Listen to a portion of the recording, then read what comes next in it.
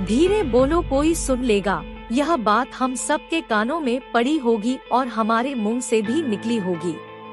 लेकिन सोचने की बात यह है कि यह वाक्य कब कब हमारे मुंह से निकलता है और कब कब हमारे कानों में पड़ता है, क्योंकि ऐसे कम ही गुप्त राज होते हैं जो हम दूसरों के कानों में पड़ने नहीं देना चाहते।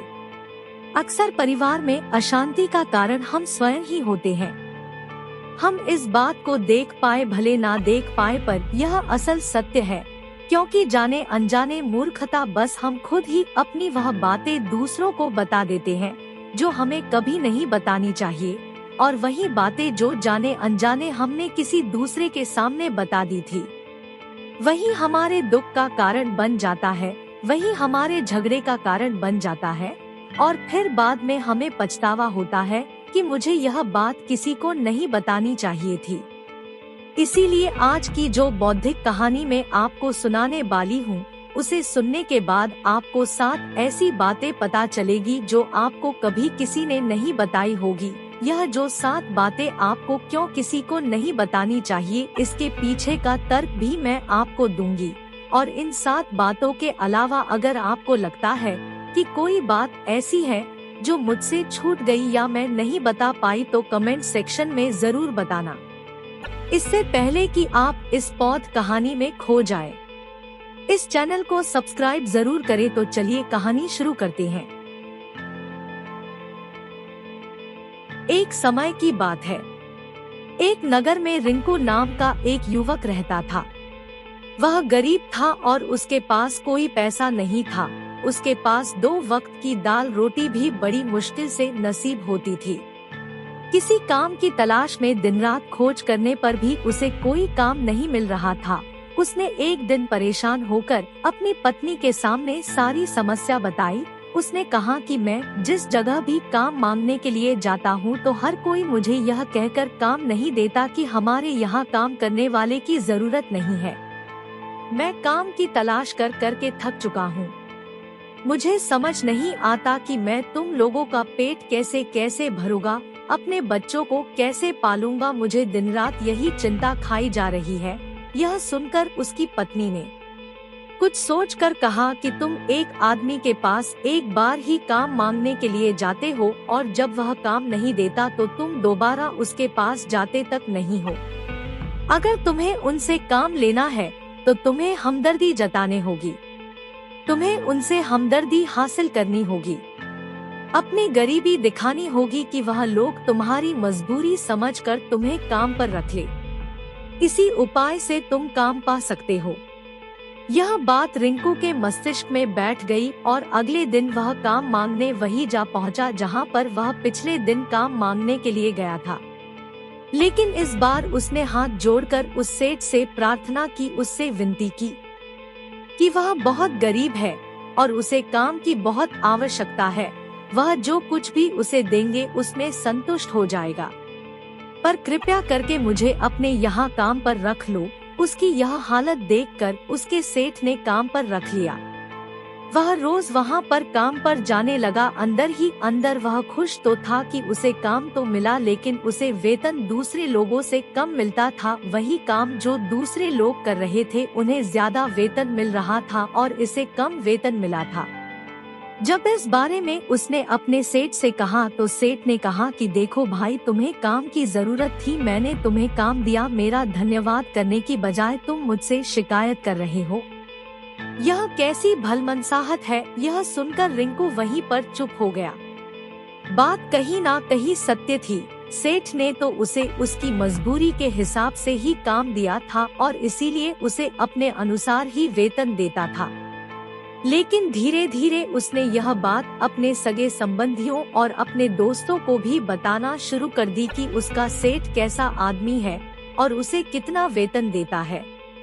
समय बीतता रहा और रिंकू पूरी लगन के साथ अपना काम करता रहा, लेकिन अब परिस्थितियां बदलने लगी थी। सेठ अब रिंकू से दूसरे लोगों से ज्यादा काम लेता था और उनसे कम वेतन उसे देता था। यह बात रिंकू के मन को बहुत खलती थी। वह दूसरों से ज्यादा मेहनत कर रहा है और उनसे कम वेतन पा रहा है। इससे उसके आत्मसम्मान को बहुत गहरी चोट पहुंची। अब धीरे धीरे उसका मन अपने काम से हटने लगा। उसका मन काम में लगता ही नहीं था। जाहिर सी बात है कि ऐसी जगह किसका मन लगेगा जहां आदमी को अपने आत्मसम्मान के साथ समझौता करना पड़े। इसलिए जल्द ही उसने अपना काम छोड़ दिया और वह घर पर आकर खाली।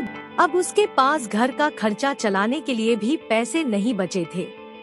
इसीलिए उसने अपने सगे संबंधियों और अपने दोस्तों से सहायता मांगनी शुरू कर दी, लेकिन उसके दोस्त अपने सामने तो उसे दया का पात्र समझते थे, उसे दिलासा देते थे, लेकिन पीछे से उसका मजाक उड़ाते थे। वह कहते कि कितना बेवकूफ है, इसके सेठ ने इससे कितना काम लिया और बेचारे को पैसे भी नहीं दिए। अगर हम इसको पैसे दे दे तो यह कल हमारा भी पैसा वापस कर पाएगा या नहीं। इसकी ऐसी हालत है कि काम तो उसके पास कुछ है नहीं, वापस करने के लिए पैसा कहाँ से लाएगा।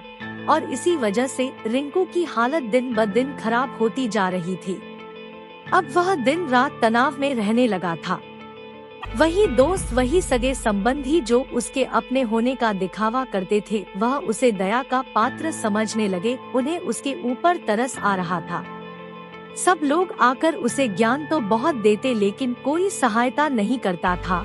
और अक्सर ऐसा ही होता है, ज्ञान देने वाले तो बहुत मिल जाते हैं, लेकिन मदद करने वाले, उंगली पकड़कर, हाथ पकड़कर आगे चलाने वाले कितने लोग मिलते हैं।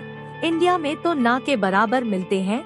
एक दिन उसे पता चला कि पड़ोस के गांव में एक बौद्ध भिक्षु आया हुआ है जो बहुत ही ज्ञानी है। रिंकू इतना तनाव में था कि उसे कोई रास्ता नजर ही नहीं आ रहा था। इसीलिए जाने अनजाने वह उस बौद्ध भिक्षु के पास पहुंच जाता है।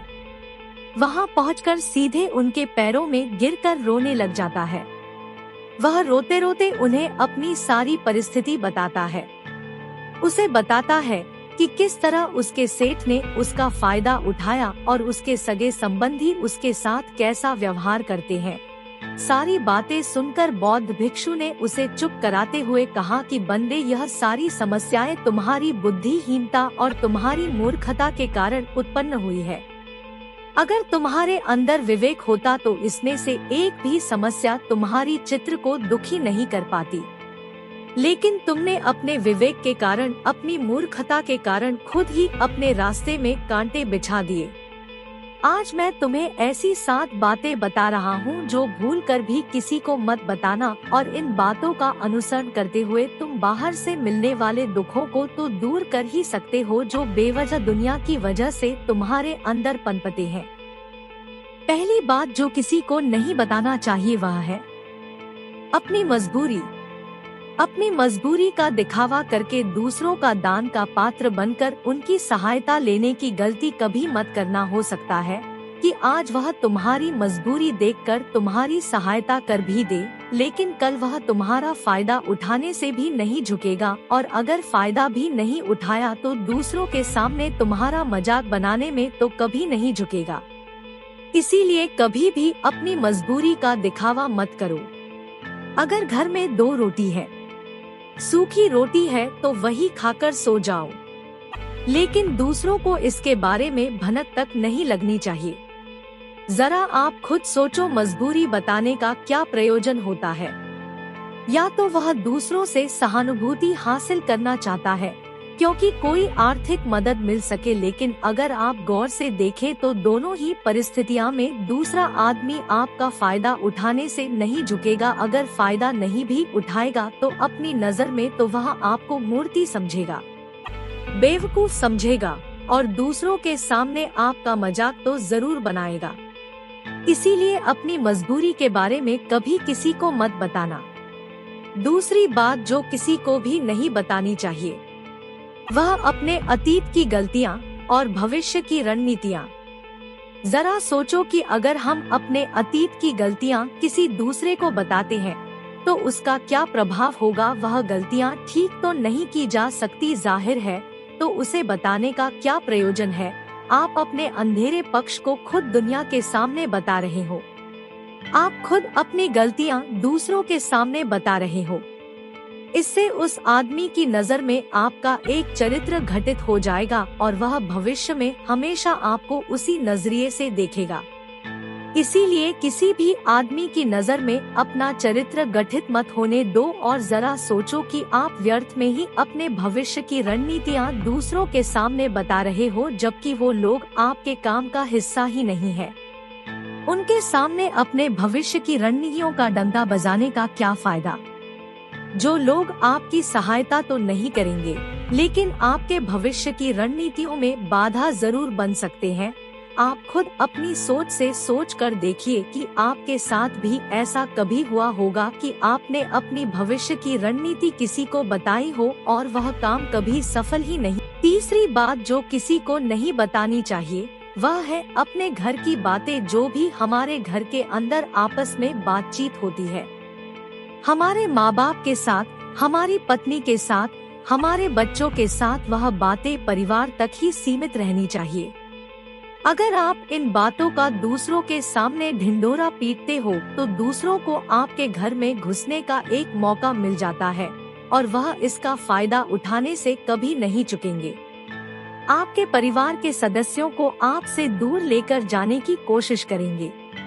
अक्सर ऐसा होता है।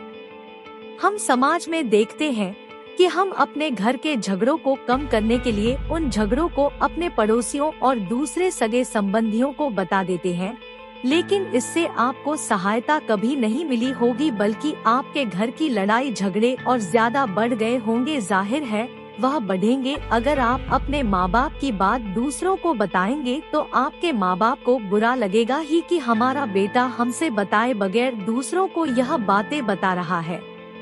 इसीलिए अपने घर की बातें और अपने घर की लड़ाई झगड़े को किसी के सामने मत बताना। अगली बात जो मैं आपको बताने जा रही हूँ, जो किसी को नहीं बतानी चाहिए, वह सुनने पर बहुत अजीब लग सकती है, लेकिन वह सत्य भी है। मैं इसकी एक उदाहरण भी आपको दूंगी। मैं कहती हूँ कि कभी किसी को अपनी आमदनी भी मत बताना। अब अपनी आमद ना बताने के पीछे क्या प्रयोजन हो सकता है? उदाहरण के तौर पर अगर आप अपनी आमदनी अपने दोस्तों को बता देते हैं, तो जब आपके दोस्तों को जरूरत पड़ेगी तो वह सिर्फ आपको ही याद करेंगे, क्योंकि उनको पता है कि अगर आपकी आमद ज्यादा है तो आप ही उनकी मदद कर सकते हैं, और इसीलिए ज्यादा लोग आपसे सहायता मांगेंगे। और जब आप उनकी सहायता नहीं करेंगे तो वह सोचेंगे कि इस आदमी के पास पैसे हैं, यह मेरी सहायता कर सकता है, लेकिन यह सहायता कर नहीं रहा है, और इसीलिए आपकी आमद आप दोनों दोस्तों के बीच एक झगड़े का कारण हो सकती है। कम आमद होगी तो लोग मजाक उड़ाएंगे और ज्यादा होगी तो सहायता मांगेंगे। इसलिए अपनी आमद कभी किसी को नहीं बतानी चाहिए। अगली बात जो मैं आपको बताने वाली हूँ उसे अपनी गांठ बांध लेना और किसी को यह बात मत बताना। अपनी कमजोरियां और अपनी ताकत। अक्सर इंसान को पता नहीं होता है कि उसकी कमजोरी क्या है और उसकी ताकत क्या है, लेकिन अगर आपको अपनी कमजोरी और अपनी ताकत पता है तो पहली बात तो आप बहुत ही बुद्धिमान आदमी है, और दूसरी बात कि आपको यह बातें किसी से साझा नहीं करनी है, क्योंकि अगर आपकी कमजोरियां दूसरों को पता चल गई तो लोग आपकी कमजोरियों का फायदा उठाएंगे, और अगर आपकी ताकत पता चल गई तो वही ताकत आपकी कमजोरी बन जाएगी, क्योंकि वह ताकत दूसरे आदमी को पता है। वह ताकत की काट भी ढूंढ ही लेगा। अपनी कमजोरी और अपनी ताकत अपनी पत्नी या अपने पति को भी नहीं बतानी चाहिए, क्योंकि इसके बाद अगर वह लोग सही नहीं है तो आपको हमेशा उनसे भी दबकर रहना पड़ेगा। अगली बात जो किसी को नहीं बतानी चाहिए वह है अपने मित्र और अपने शत्रु।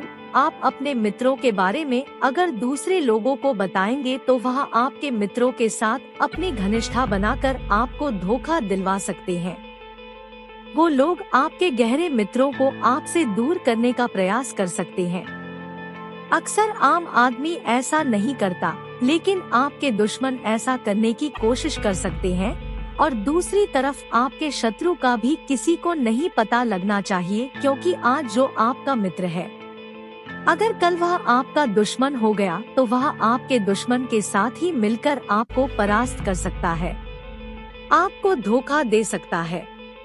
इसीलिए अपने सबसे अच्छे दोस्तों को भी अपने दुश्मन के बारे में कभी मत बताना, अगली और आखिरी बात कहना चाहती हूँ कि जब तुम दान करते हो तो दान के बारे में भी किसी को मत बताना, नहीं तो दान करना व्यर्थ हो जाता है, बेकार हो जाता है। जब आप अपने दान का ढिंढोरा पीटते हो तो आप यह बता रहे हो कि मैं कितना बड़ा दानी पुरुष हूँ, और यह आपके अंदर एक अहंकार निर्मित करेगा। इसीलिए दान जितना गुप्त रूप से किया जाए उतना ही अच्छा होता है, उतना ही फलदायी होता है। जब आपका बायां हाथ दान कर रहा हो तो दाएं हाथ को भी पता नहीं चलना चाहिए कि बायां हाथ क्या कर रहा है। यह थी वह 7 बातें जो बौद्ध भिक्षु ने रिंकू को बताई। इनमें संसार के सभी सिद्धांत छिपे हुए हैं। इन बातों का अनुसरण करते हुए आप अपने घर में सुख शांति बना सकते हैं और घर के झगड़े हमेशा के लिए दूर कर सकते हैं। अगर आप इन बातों के बारे में अपने विवेक से सोचेंगे तो आपको यह बातें सच मालूम पड़ेगी, और हमारा कहानी सुनाने का मकसद यही है कि आपका विवेक जागृत हो। आप खुद उन बातों के बारे में सोचे जो हम आपको बता रहे हैं, और अगर हम गलत हैं तो आप कमेंट सेक्शन में जरूर बताएं जिस पर हम गलत हैं। और इनके अलावा भी अगर आप कुछ जानते हैं तो उन बातों को भी कमेंट सेक्शन में जरूर डालें। तो दोस्तों, कैसी लगी आपको यह कहानी कमेंट सेक्शन में जरूर बताना, और अच्छी लगी तो इस चैनल को सब्सक्राइब जरूर कर लेना। तो मिलते हैं अगली कहानी में। वीडियो देखने के लिए आपका बहुत बहुत